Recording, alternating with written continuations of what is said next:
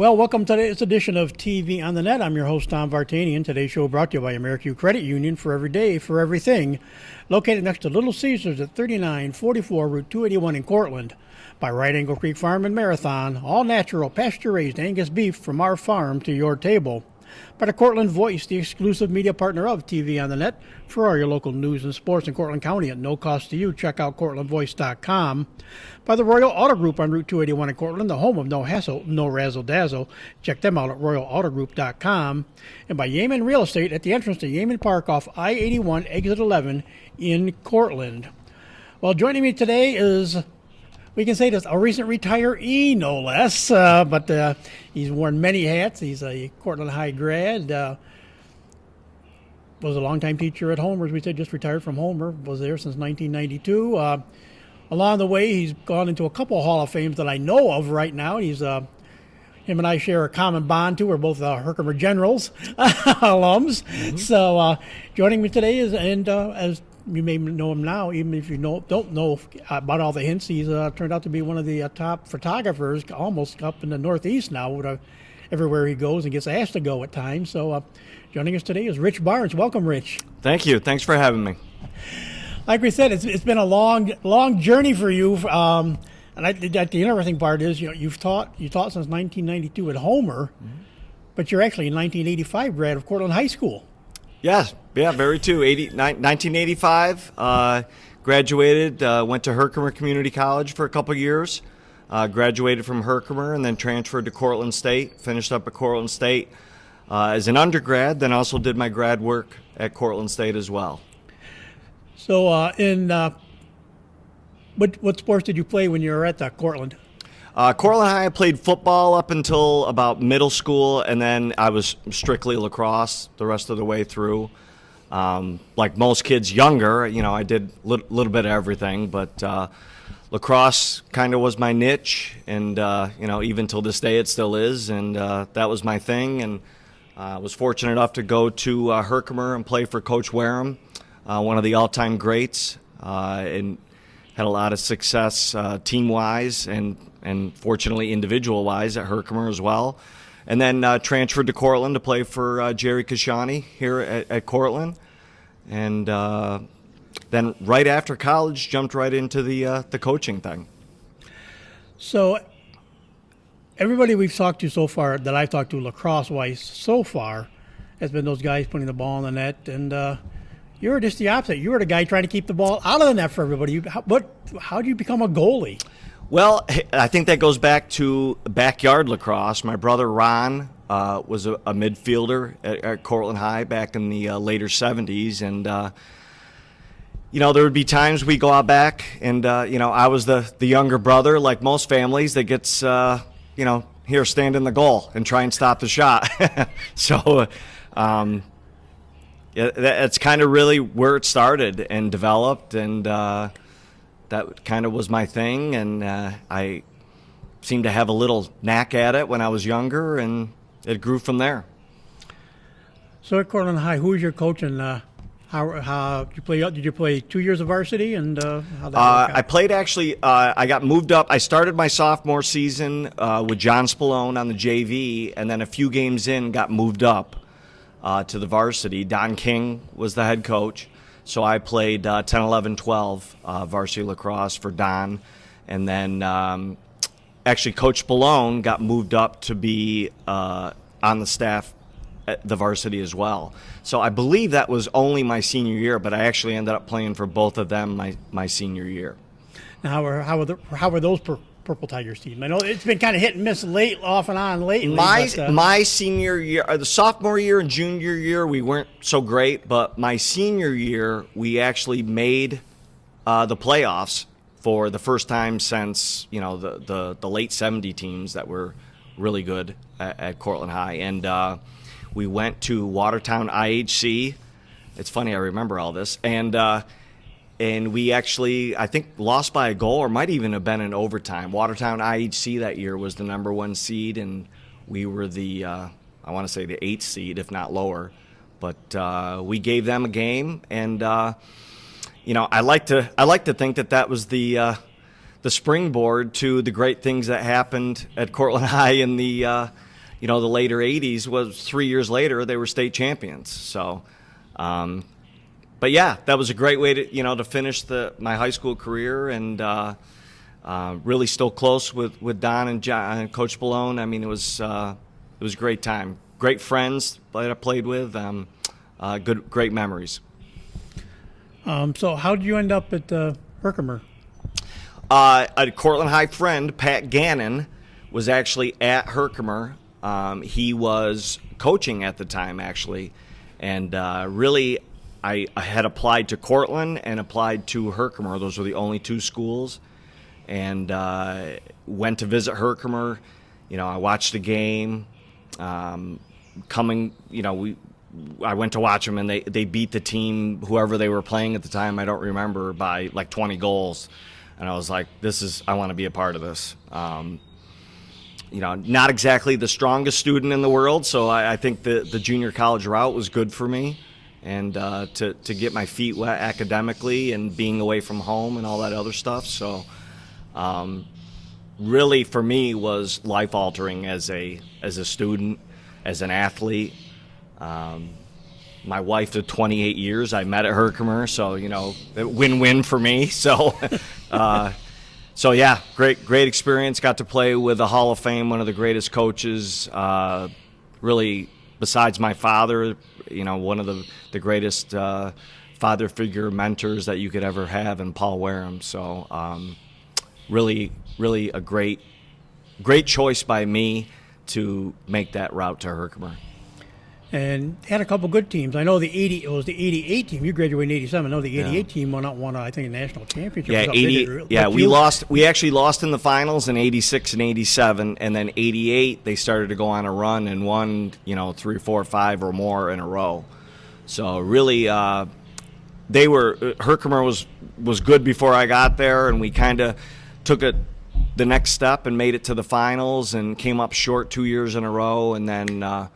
Boy, they went on a run that's, hard to match. And I remember that they were good. I was there in the early 70s, and they were, it was one of those programs that was coming along. I hadn't heard much about it. I golfed, but, you heard about the lacrosse team, and, of course, the legendary AD there, of course, Tom LaPuma. I remember Tom was a lot of fun. And, of course, my gym teacher, one of my two gym teachers, was also heavily involved in the basketball program. Jack Aloff was the one coach. And, of course, a fellow SUNY Cortland grad, Jeannie Galvin was one of my other coaches. She kind of laughed at the two of us in gym class because, we weren't good. We weren't great tennis players, but we took tennis the one semester, and the second, and I took tennis and bowling the first semester, and second semester I did badminton just because it was indoors. But we were golfing. We were on the golf team. Right. So she kind of said, "Okay, I'm not going to have to show you guys much." So me and my buddy from Bainbridge, we said, "You kind of help me teach some of these other guys that don't know what they're doing out here." So, but Herkimer has turned out a lot of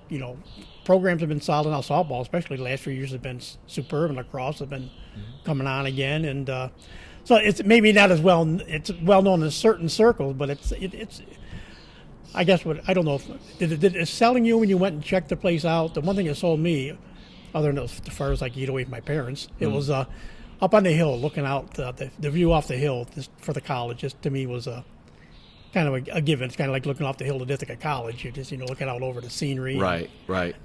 Yeah, what sold me was having a chance to be around the players and welcoming and.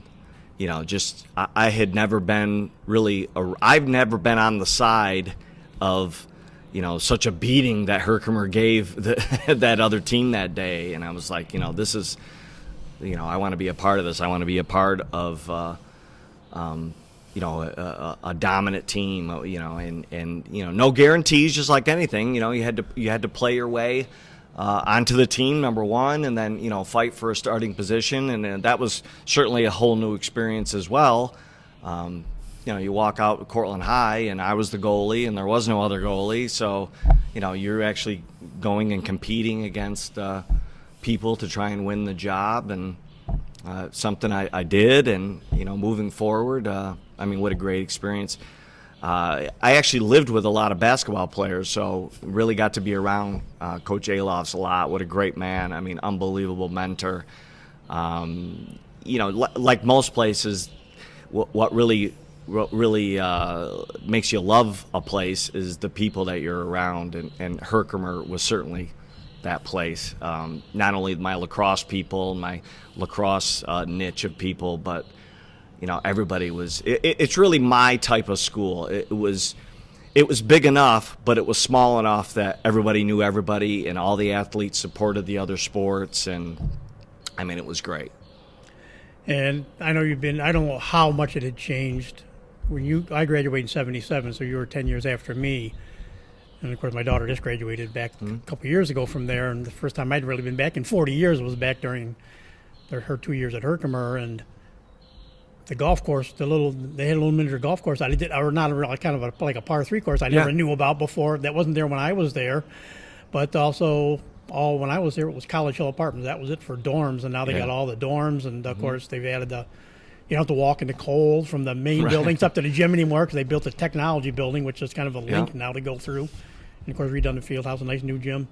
But being a lacrosse player, you've got to be awful happy to go back up and see Wareham Stadium now, a turf stadium, and what they've done to upgrade that place. Yeah, actually, Sue and I, we drove back first time on campus in, I don't even know how long it's been, at least 20 plus years. But we went up early spring and drove around the campus for the first time in a long time. And that I spent a lot of time on that little par 3 golf course you were talking about, and I may or may not have missed a couple classes because of that par 3 golf course. But yeah, it was nice. Sue and I went up and we kind of did the old selfie right in front of the Wareham Stadium sign. But it's actually the first time that I've been there since the stadium was put in. The last time I was there, it was still just the grass. It was the stadium, but it wasn't what it is now. So it was great to go back and see the changes and drive through the town. Yeah, well, yeah, downtown's changed a lot, but like I said, but so is the campus. Like we said, dorms all over. My daughter lived up on campus. She lived over actually in. She somehow, even for her freshman year, because they didn't have everybody for Reservoir Run, I think it was, is the one up on top was when she was at. That was more supposed to be mostly seniors, but they had room, so she ended up right up there, right across from the gym for both 3 years up there. So it was a quick walk across the building in the cold weather, and so. Sue and I actually lived in Mohawk at the right when you go over the bridge. There was I don't even know what it's called now, but that old factory that turned into apartments. But we lived there for the 2 years, and that's actually where we met, and the rest is history. Met my first wife at Herkimer too. So I mean, something about Herkimer, I guess. I don't know. So after what stands out for you? Do you remember? Do you have, like you said, did have real good, made it to the finals. But any games that stand out to you back in those days as a goalie? Not necessarily. I mean, the thing, like I mentioned before, that stands out to me with Herkimer is the people and the play, the friends, teammates, and certainly Coach Wareham, a lasting impact being around him for those 2 years. I mean, no particular game that really stood out. I mean, unfortunately, I think some of my better games making saves were games that we didn't lose a lot of games, but I think I might have played better as far as making saves or not enough saves in some of the games that we didn't win. But really, just the people and the atmosphere, and it was just a great experience. Moving forward as a young player and growing as a person. So you said after your 2 years at Herkimer, you came on down, returned home, SUNY Cortland. Came to SUNY Cortland. Did you play lacrosse at SUNY Cortland? Or I did. Yeah, I did. So actually, funny story. I actually signed my letter of intent to go to Penn State, and we went down to visit Penn State. Glenn Thiel was the head coach. Wonderful man. We had met, and they had a returning goalie coming back, and Coach Thiel was very honest, up front, and said that he's probably going to start, and I was, that I understand, and just give me a fair chance to beat him out, and so be it. But Coach Thiel kind of had given me the impression in our meeting that, he was going to be the starter. There was no way that anybody was going to, regardless of how they played, and which, coming off of 2 years playing at Herkimer, and that was not something an 18-year-old wanted to hear at the time. And I know I had many conversations with Coach Kashani.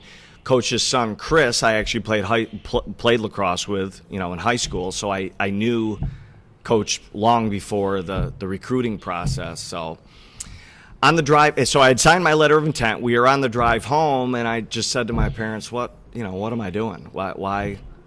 And at the time, 1987, the difference between Cortland State and Penn State was not great. If not, we weren't better at Cortland State. So we got home, and the next morning I ended up calling Coach Thiel and telling him that, I'd changed my mind, that I wasn't going to come. I was going to stay at home and go to Cortland, and I knew I wanted to be a teacher, coach. So it worked out great.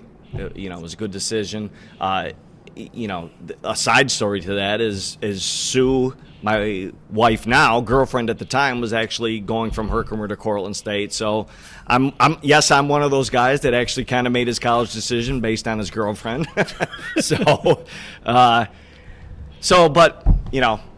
another great decision by me, or lucky, one or the other. But 2 years at Cortland State, and had some great experiences there. We had a chance to play in the Dome when Gary Gate and Paul Gate were there, those great Syracuse teams. We didn't necessarily fare so well, but experience-wise, it was unbelievable. Great experience. We actually, my senior year, University of Maryland actually came to Cortland, and we played on what was Chugger Davis Field. And actually, University of Maryland made it to the Final Four that year. So I think we only lost by 3 goals at home. We probably played our best game. Played all the great Hobart teams in the mid '80s. So again, we didn't necessarily fare so well, but it was great. We actually played my junior year. We actually went to Princeton and played Bill Tierney's, Coach Tierney's his first year at Princeton was. We played against them. It was great experience again, great memories, great friendships, and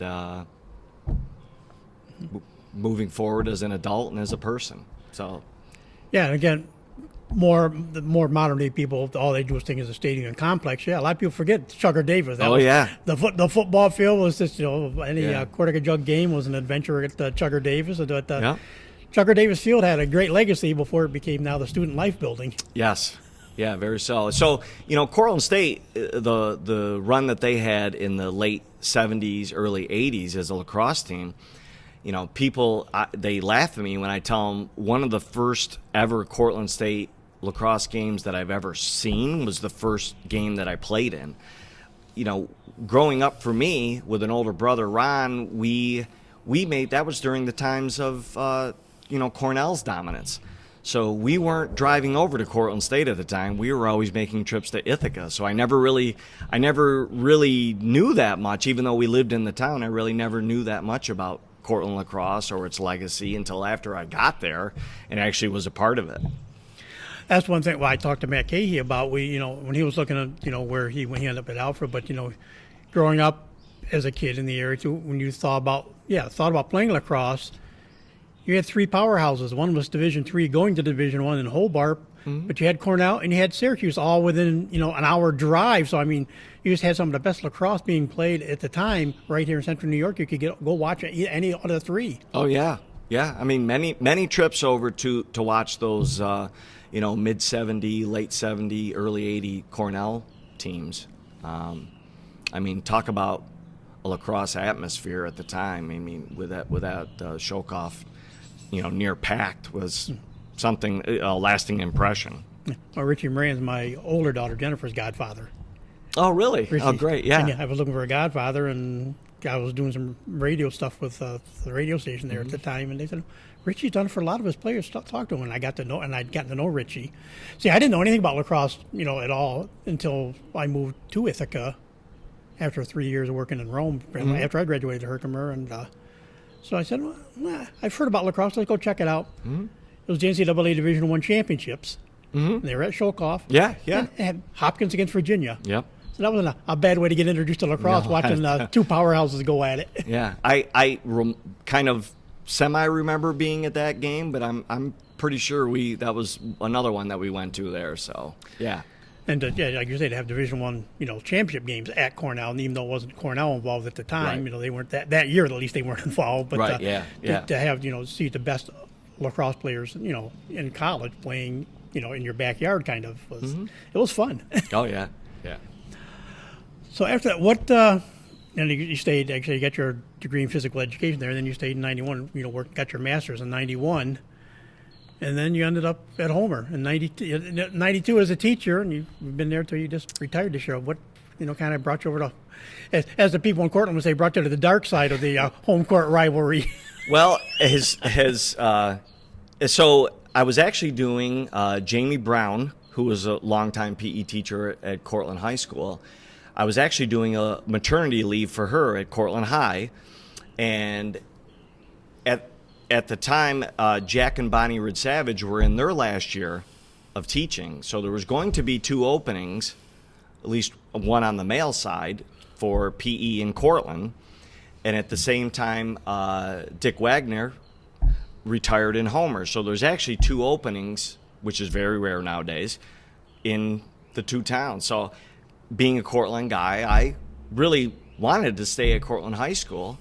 And I went in and had a meeting with Tex Fragnoli, Mr. Fragnoli, and said, I'd love to stay at Cortland, but I had already gone through the interview process at Homer and was a finalist and had been offered the job, and said, if you can guarantee me the job in Cortland, I will, I'll decline the Homer job. And he said, I can't do that. You really need to accept this job. We don't know the situation. So I owe Mr. Fragnoli a lot, because coming to Homer was, the best thing that could have ever happened to me and my family, and just an amazing 30 years working in the same building.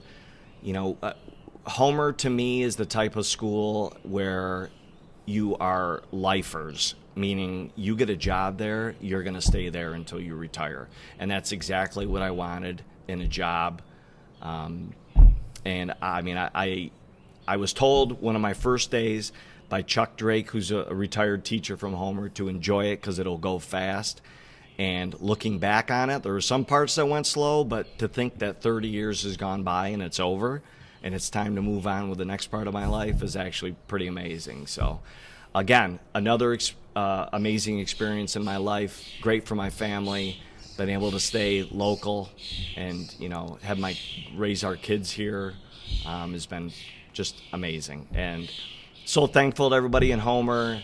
And it's hard to believe it's over, but I am ready for the next part of life. And as far as coaching, you've done a lot of coaching at the junior high level. I don't know. Did you do much? Did you get involved at all with any JV or varsity coaching at all? When I started teaching in Homer, actually, Tom Cottrell and I were the JV football coaches for, 6, 7, 8 years or so. And then when Tom moved up to the varsity football-wise, I stayed on for a couple of years as the JV head coach. And right around after just a couple years, then Coach Baden retired. So I actually moved down to the junior high just because, I was at the intermediate junior high. It was just a lot easier to come out to practice instead of, trying to get over to the high school and so forth. So I had coached JV lacrosse when I first started on for a few years. The first couple of years, I actually coached modified girls and boys basketball. So for a couple of years, I actually did coach four sports. I did football, boys basketball modified, girls basketball modified, and then coached lacrosse in the spring. And then after a few years of coaching lacrosse, the tug to get back into college coaching really was hard. So I actually stayed with football, stayed with basketball, but gave up the lacrosse part of it and went back to coaching at the college level. And of course, you became the most successful interim coach maybe ever in SUNY Cortland history. You came in and filled the void between Leland Rogers leaving and, of course, Steve Bevel coming on now. And all you did was go 18-3 and win a national championship in 2006. You're 1 year as a head coach. Yeah, that was, a lot of years in between there. A lot of great years coaching with Jeff Long at Ithaca College. And the opportunity to move over to Cortland in 2005 came. I came and coached with Leland for that 1 year, 05. And then it's funny, I kind of remember it like it was yesterday, him telling me that he was offered a position at Syracuse and then he was going to leave and he was going to recommend me as an interim coach, and kind of had it all planned out to do it. And I kind of hemmed and hawed, and I thought, why not? I mean, I was, I knew we had the chance to be good again. And so, yeah, January, I kind of took over as the interim coach and had a fabulous senior group, and we had a nice little run. I mean, we had played great during the year. We lost a couple games here and there by a goal. We lost 3 games by a total of 4 goals. And, boy, we hit the playoffs and just, you went on a run. You see NCAA basketball teams do that where they just get to the NCAA to tournament time. And, it doesn't need to be pretty. You only need to win by 1 in advance. And we went on a run, and some things fell our way in Philadelphia that day. And a Cortland guy threw the ball in the goal in overtime, and there we won. And Salisbury was coming. They were going for 70 straight games in a row. Their seniors were going for their 4th straight national championship, and we were able to get it done that day. Who were some of the guys you had on that 2006 team? Well, Mike Felice was as a captain, and he's a PE teacher in Liverpool now. He's the head lacrosse coach in Liverpool. Mike Abbott is an assistant lacrosse coach at UPenn now. Ben Gable was our goalie, had an unbelievable championship game. I tell him till this day that I'm so jealous that he lived my dream. He had his best game in front of 25,000 people, as a goalie. And Ben's the head lacrosse coach for the Clarkson women now. Matt O'Connell, outstanding middie. It was actually hurt in the semifinals and championship game, but certainly was a contributor and had an All-American year. He coaches down in Texas now. Kyle Lambert, senior captain. He coaches out in Colorado now. Just an unbelievable senior group. Too many to name. And actually, we had a great supporting cast that were not seniors as well. A couple transfers that came in. And really, I told the guys back then that, to win a championship game, you got to obviously not make mistakes, but your stars need to play like stars, and your guys that you would consider to be role players have to step up, and it was the perfect storm for us. I mean, we couldn't have – the stars played like stars, our role players stepped up and had an amazing game, and our goal was to keep the game close, and hopefully we'd have a chance in the end, and that's exactly what we did. And fortunately, the bounces came our way, and we won. Was there any thoughts that you would be back that next year, 2007, and become the head coach again, or? Yeah, certainly for me. It was something that I would have liked to have done, but circumstances as far as. My son had some medical issues at the time, so we weren't really sure, moving forward about being the head coach and if I had to miss time and so forth. But, pay, it would have been a fairly substantial pay cut from coming from teaching. And I was far enough into my teaching career where it really wasn't something I wanted to do, take that big of a pay cut to do that, and just in the best interest of my family. So...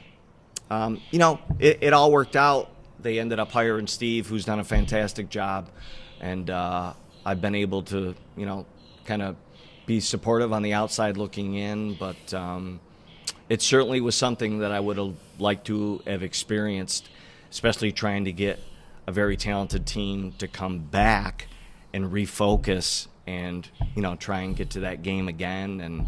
And it's a whole different mindset when when you're the team with a big target on your back and everybody's coming after you. So, selfishly as a coach, it would have been something, professional development, it would have been something I would have liked to experience and gone through, especially with the group of guys that we had coming back. Because, they did make it to the finals that year, and Salisbury really was, I think, they certainly didn't underestimate us if they did in 2006, which I don't think they did. I just think we played well enough to stay with them. So, and of course, things you don't talk about, some of your accolades you get out of all of this. Of course, among those you've gone into, like you said, at least 2 Hall of Fame that I know of. You're in the upstate chapter of the U.S. Lacrosse Hall of Fame. Went in there in 2012, and of course, I know you recently went into the Herkimer's Hall of Fame, I believe. No, I have not. No, my team, my Lemoyne, one of the teams that I coached at Lemoyne went into the Gold Wave Hall of Fame, the 07 team. That was one of them. Probably one of my greatest honors is to be in the Wall of Distinction at Cortland High School, which is, I mean, that was a great honor, and certainly. I don't like talking about myself, but it's very, very honored, and those things don't happen without the guys that are on the field making it happen.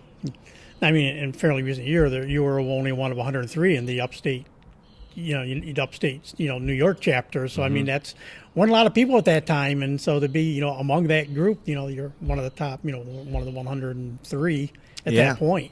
Yeah, again, another fantastic honor. I kid with people. The year that I got in, I went in with Gary Gate, and to think that I went into a Hall of Fame at the same time as Gary is, it's like a Where's Waldo, who doesn't belong type thing. So, but yeah. So, along the way here with everything that's gone on, like you say, you're coaching, different levels of coaching, and if that doesn't take enough time, and your kids don't take enough time, and hanging out with Sue doesn't take enough time, you picked up a little side hobby of photography. I remember it started small. I remember you were doing it just part time. You just kind of go out and start and shoot pictures here and there, start doing things, and it's developed into quite a. Will that be the retirement job now? You'll be more photography work. Well, that's the plan. I have a more availability to cover more things, and and not having anywhere to be the next day. And I've been telling people, I've been waiting after covering the Bills home games for the past few years on a regular basis. I'm excited about not having anywhere to be on Monday after those long days on Sundays. So, it started as kind of a hobby. I've always been interested in photography, not really sports, just more, nature and scenery type things.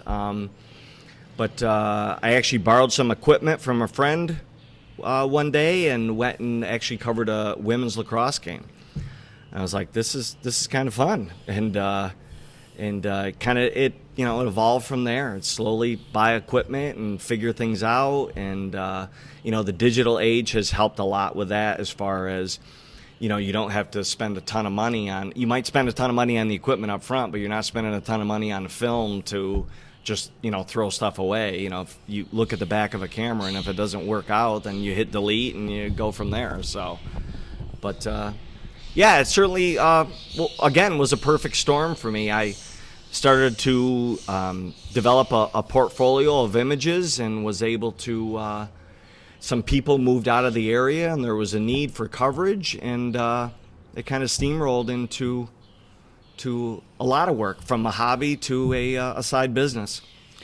And of course, like you said, it all started a lot of high school stuff. But of course, you gravitated into where you say, you're at Syracuse a lot for a lot of stuff, and you've of course been at the Bills. But I know you've gone, and it's not just like, well, I need stuff for my business too. It's AP is asking you to Reuters. Yeah. You're getting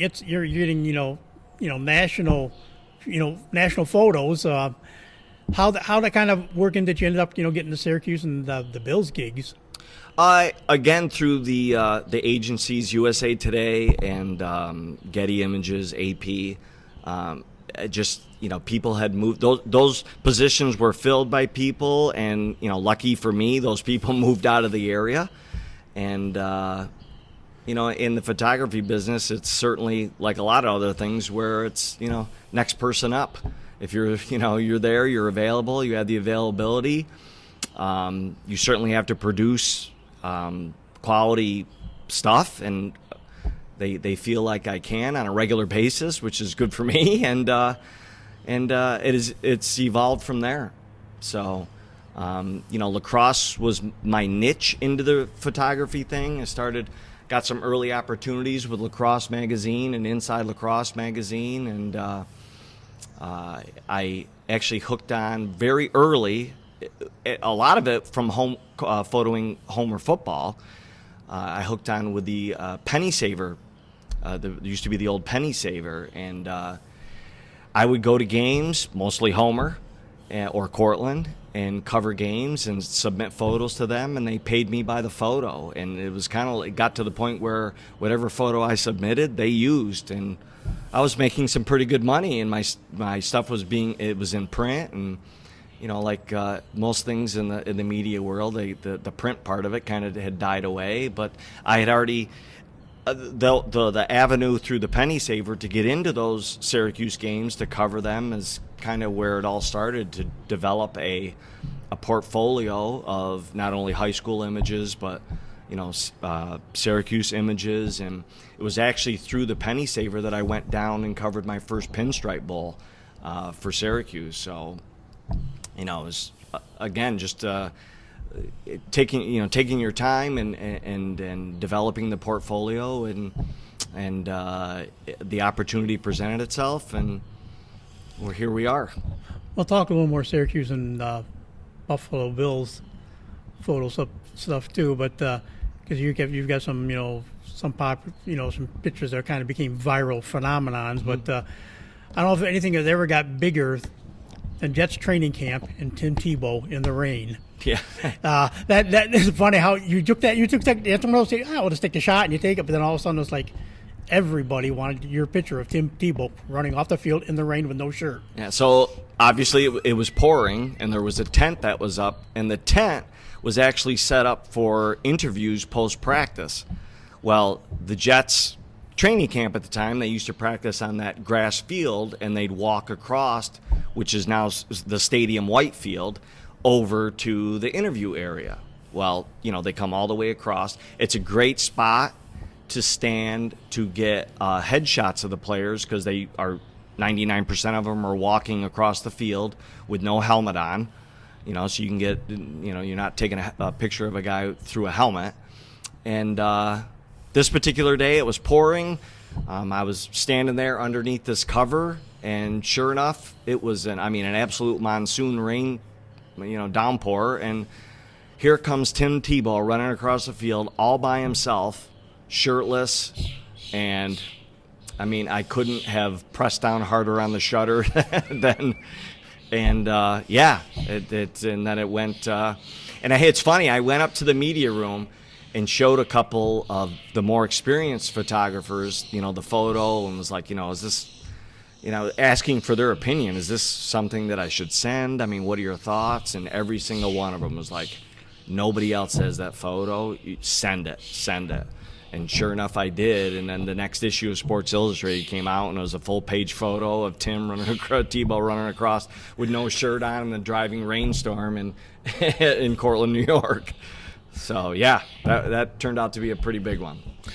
How was your experience? I was at the time, I covered quite a bit of the Jets camp too, and got to be good friends like Rich Cimini, was a Syracuse grad, Mark Cannizzaro. You had the good guys that they tolerated being there. They were happy to be there, and things like that. And it was part of for Richie, it was coming home kind of. Mark just like golf courses, so it worked for him. And right.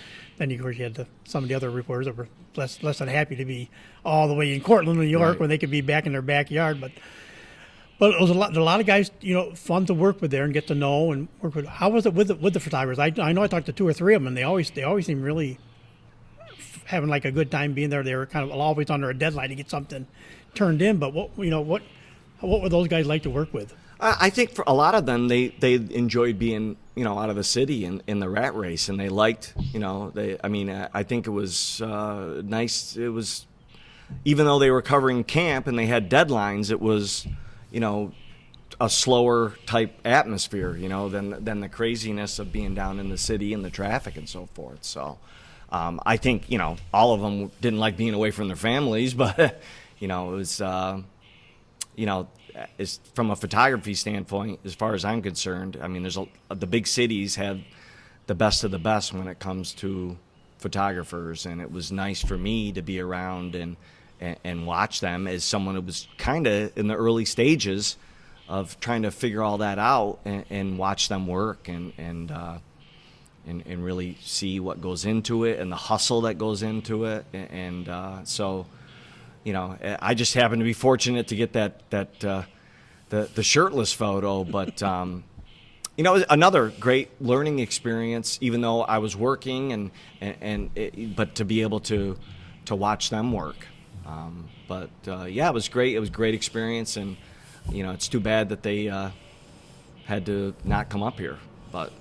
Yeah, that kind of was a Rex thing. You said as soon as Rex was gone, the days of Cortland were numbered again. You kind of knew it was coming. But of course, in the whole NFL, more and more teams have gone to their training facility right where they are to it. So it wasn't just the Jets weren't the only one that made the move, but a lot of other teams have made that move too. So I mean, it was probably inevitable it's going to be happening. And of course, the benefactor again is Cortland. SUNY Cortland has two nice grass fields. I know they play a lot of soccer games and some stuff out there. They get two nice grass fields in the back that the Jets put in originally. Yeah, absolutely. That's actually, I have never, besides the Jets, I've never photographed anything on those fields, and I'm looking forward to that in retirement. Getting over there to do a soccer game or something. So, yeah. Another great experience and, influential in the growth of my photography life. And then, of course, you, like I say, you're whether it's basketball, sometimes on a TV game you can see Rich sitting in a corner. He's got his little, if you know his pose, you know where he is on the basketball court, which has been different this last couple of years to do things, but with COVID. But you got into the realm of doing a lot of Syracuse University stuff, football and everything. How'd that all really come about? Where you've been pretty much a regular there now. Again, the needs of clients, Getty Images, USA Today, Syracuse sports, big time ACC, and actually I think I started covering them right around the end of the Big East, I think, and just needs and photo needs, and again, my fortune that people moved out of the area and there was a need, and they felt that I could produce the images that were needed by the clients that they have, and it became a regular thing. So, it's great being up there.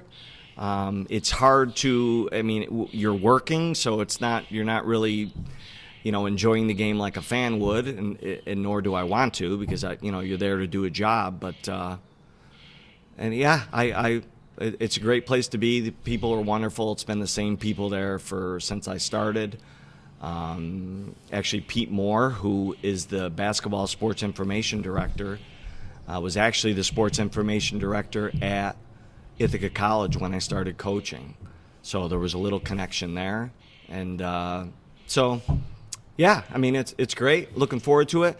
Fortunately, the limitations that they had with media during the COVID time, I was one of the ones that they entrusted to come in and do the right thing around the players and with all the testing and all that. So fortunately for me, I didn't lose any work during COVID times at Syracuse, because I was one of only 2 people that were allowed in for basketball, one of only 2 people allowed in for football, and one of only, 2 or maybe a little bit more for men's and women's lacrosse. So I certainly have been one of the lucky ones during the COVID time. I know there's a lot of photographers sitting home and not working, and that except for maybe only a couple clients that I normally have, that wasn't the case. I didn't lose any Bills games. Syracuse was all the same. So I'm one of the lucky ones. And of course, you got just involved football. Of course, you got one of those shots that I know ended up everywhere again. I think it was Lamar Jackson Louisville game, like hurtling a Syracuse tackler. Yeah, Lamar had one of the unbelievable performances in college football history, and you kind of saw that something was going to happen, and you just pressed down on that shutter, and sure enough, it worked out great. So yeah, another fortunate moment for me, So, yeah, there was quite a at the time it was quite a big thing, and he went on to win the Heisman that year, and he's obviously moved forward with his pro career. So, and this year Syracuse will be interesting this year, especially football is always interesting. You never quite know what you're going to get with football, but basketball you're going to probably get the last visit of Coach K as Duke retires. But you can see the Syracuse Duke with Boeheim, of course. We don't know when Boeheim will ever retire, but right. But he's got these relationships he's had, and the rivalries. They always get Georgetown anyways, regardless. Mm-hmm. But ACC, though, North Carolina, they'll have a new coach now. Coach K's last year at Duke coming in, so you can see some of the biggest rivalries in the ACC in basketball under the dome. Yeah, absolutely. I'll never forget my first Duke game. I'm just amazed to see 35,000 people watching a basketball game. Was it's incredible, and it really is.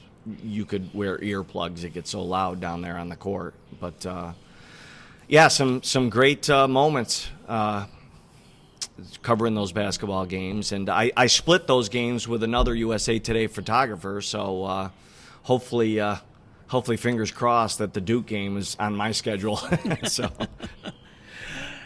And lacrosse, like you say, you're going to see a transition there too. John Deskell is finally retired, and of course, you went in the Hall of Fame with him together. But now Gary Gate comes from a successful women's coaching career with Syracuse to take over a men's program. But it's also you got to kind of be doing some photography during the time when there's been some locals. I mean, we can talk about the early days, talk about the Matt Ryders, the McIntyres, I think Danny Stratton, some of the kids that went from Homer that went up there, but then Jake Plunkett, of course, more recently, Jake Plunkett went there. Mm-hmm. You can go over to Cortland side. You get Joel White came there and played, and so is it fun now? All of a sudden, it's not only just you're getting, you got the guys, the teams, but you're starting to see some local guys at that level at Syracuse, and of course they're populating the Cortland State teams a little bit more too. Yeah, I really enjoy covering the teams that have, especially the Homer kids that I had either I coached at the modified level or I had as students, and now they're at the collegiate level. So I try to get over to Cortland State as much as I can. It's really great to see them out there all playing and having a ton of success. I really got into the photography game right around the time of Joel White playing. Jake's Plunkett's a little before me. I was still pretty heavily involved in coaching, so I really wasn't covering games like I am now. It's kind of unique to have pictures of Joel in high school as a middie, and then pictures of him as a Syracuse player as he's running around with his long pole. So now you got to go get one of the games as a pro lacrosse career. Yeah, hopefully that's on the schedule for when they come to Albany, when the PLL comes to Albany. Looking forward to that. So the pro lacrosse really it's not only great for the players, but I really enjoy watching the games. It's it's up and down. It's the best players in the world. And so I'm looking forward to seeing. I haven't seen a game live. I haven't seen the PLL live. I've seen the MLL live because I used to go to Rochester a lot to cover those games. But I'm looking forward to the PLL games when they come to Albany. I laugh. I watched the PLL game the other day. It wasn't Joel's game. I was waiting to see the game Joel was in. But I'm watching. Well, actually, no, it was the NCAA tournament, the semifinals, and there's this guy making a cut to the goal, ponytail flowing behind his helmet. Yeah. All of a sudden I go, Lyle Thompson. I go, oh my God, Lafayette. Yeah. Yes. Lafayette, by the way, I think went to Albany, Yeah. college. Mm-hmm. And Yeah. I said, I remember watching this kid play now here, watching him play. Yeah. A lot like the Woolfolk kid from Maine Endwell that Homer lost to in the regionals up at CNS in the right. cold. Yeah. Went down and played at Army, and all of a sudden it was Army. And you got to watch. See, all of a sudden, I remember watching it. All of a sudden you start seeing guys that you've seen when they were younger, and just like man, they've gotten this far. It's cool to see. Yeah. So shooting Buffalo Bills football has got to be unique in its own right. You could have a day like this where it's 85 to 90 degrees out, and you can be there when it's 20 below with a wind chill even colder. And what are the challenges of shooting a Buffalo game, especially when you get to that colder weather? Well, I've certainly learned that you need to, even if it says it's going to be 90 out, you still take all your rain gear. You still take all your everything you own with you to every game. So, yeah, I've had the extremes. I've been there when it's been 90 degrees, and I've been there. I shot the Colts game when they had the Snowmageddon snowstorm, and we got like 24 inches of snow during the game. So, I have to say, knock on wood, I've been pretty lucky with weather in Buffalo. I've been to Orchard Park in December, and it's been pretty nice, actually. So hopefully that continues. Last year with the COVID situation, we shot from the bleachers. There wasn't any fans up until the playoffs, so that was a unique challenge, but certainly manageable. So we'll see what this year brings. If they're going to go back to 100% capacity, they'll most likely have to push us media back to the field, which is good, but we'll see how they handle that with vaccinations and being around the players and all that stuff. And what are those? I mean, yeah, you deal with the Syracuse fans. They're unique in their own way, the Syracuse fans, but Buffalo takes it to a whole new level. What is it like, shooting a game with those fans behind you all day? It's really, the atmosphere is fantastic. It's a great place to photo a game. You always can turn around and take a picture of a fan that's dressed up in some type of garb, something. But yeah, 100% capacity. There's no way that we as photographers can be intermixed with the fans. So it was a little bit of a challenge the last couple playoff games. They did give us kind of a buffer zone for us to move around in, but not with a full house intermixed in with fans is not really something I want to do or have my equipment around. I'm just going to throw this question out here just because it's funny. Like I said, my last few years, looking for photos. It was part of my job at the paper. I was looking for photos. Why almost every time I go through NFL games, there's you'll get a burst shot of about 20 pictures of the cheerleaders. So many places every game you've got some photography. There's a bunch of cheerleader pictures. Yeah, I think some people just do see that as a part of covering the game. Buffalo doesn't have any, or they don't have any now. They used to, but so I don't. It's not really a part of me covering the game. Every once in a while, when I'm at Syracuse, when there were cheerleaders, you'd snap a picture of it. But I think people just see it as a part of covering the game. It's a part of the game atmosphere.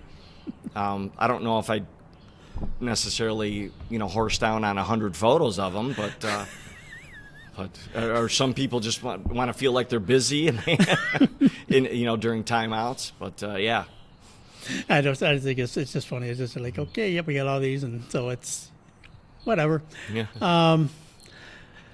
So what are your plans now? Like I said, you officially retired. You went out, waving from the backseat of a car, and your compadre waving out the sunroof, which is a great video. I thought that was a great video.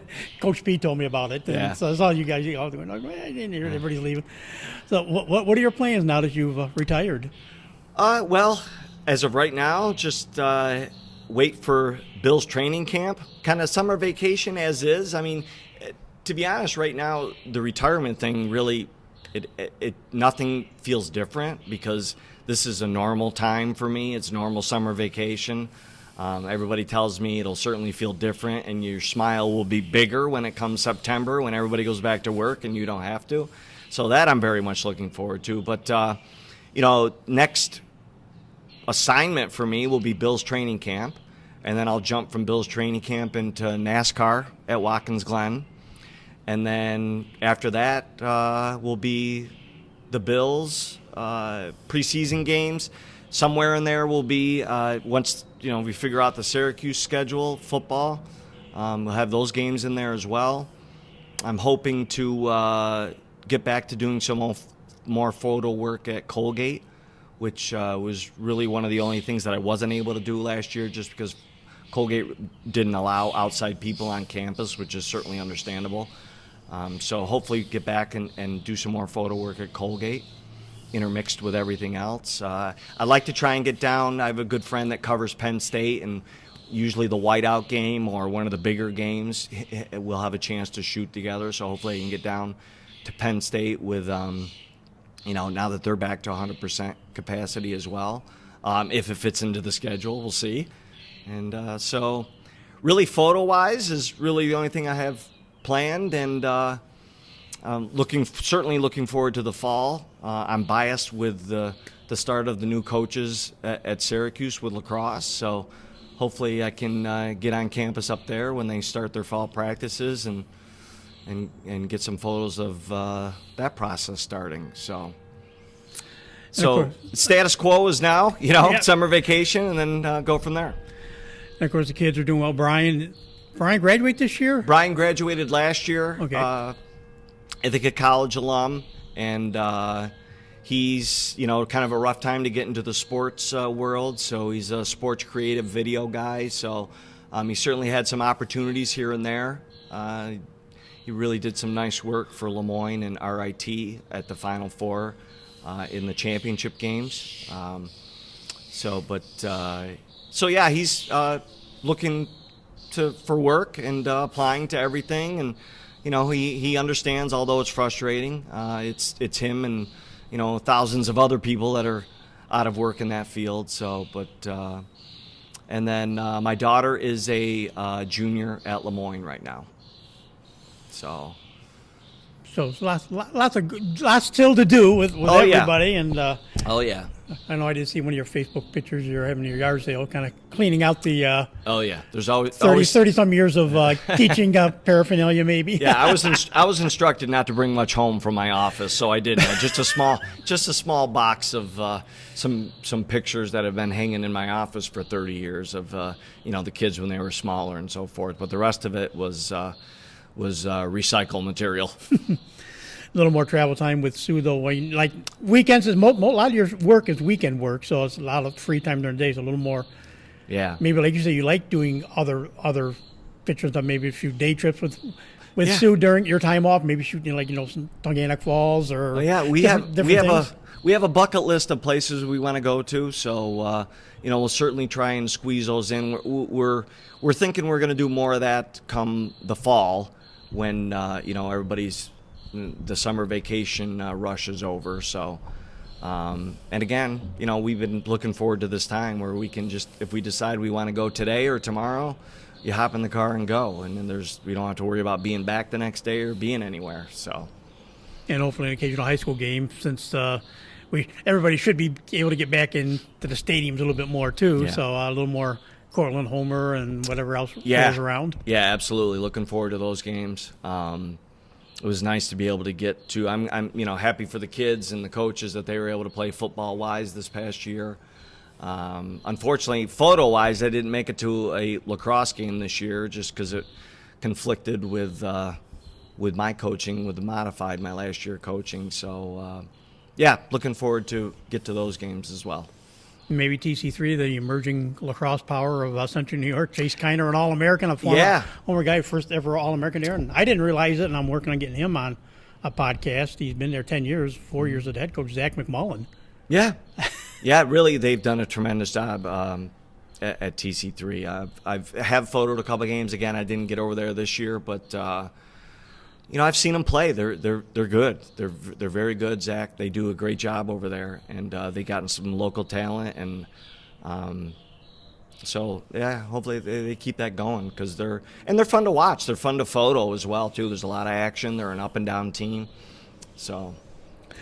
Well, Rich, you're a guy, like I said, I've been trying to get you for a while, but like you say, the schedule, especially with the way it's been tough to get you. But So we're 70, closing in on 80 podcasts, so it took you a little while to get you on here. But that's what I said. It was not only the teaching side and your playing side, but like I said, the photography side, it's been a whole new, as you said, started out as a hobby, and it's, become, you've made your mark, not only, like you say, as a coach, you made it, as a player, as a coach, and now you're making it as a, professional, pro photography from a freelance part-time guy.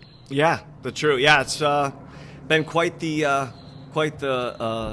full circle, if you will, of doing things. So I'm happy to be on the media side. What I'm doing, I enjoy going to the games, and the photography part, it really does fill a void of the competitiveness of coaching. I mean, I go into every game, wanting to get that peak action, wanting to be, if I'm shooting with another photographer, I want my photos used. I don't want, so there's some competitive juices for me that go into it.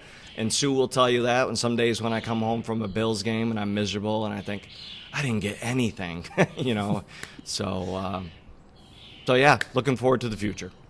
Okay, good. Again, Rich, thanks for taking time to talk to us today. Thank you.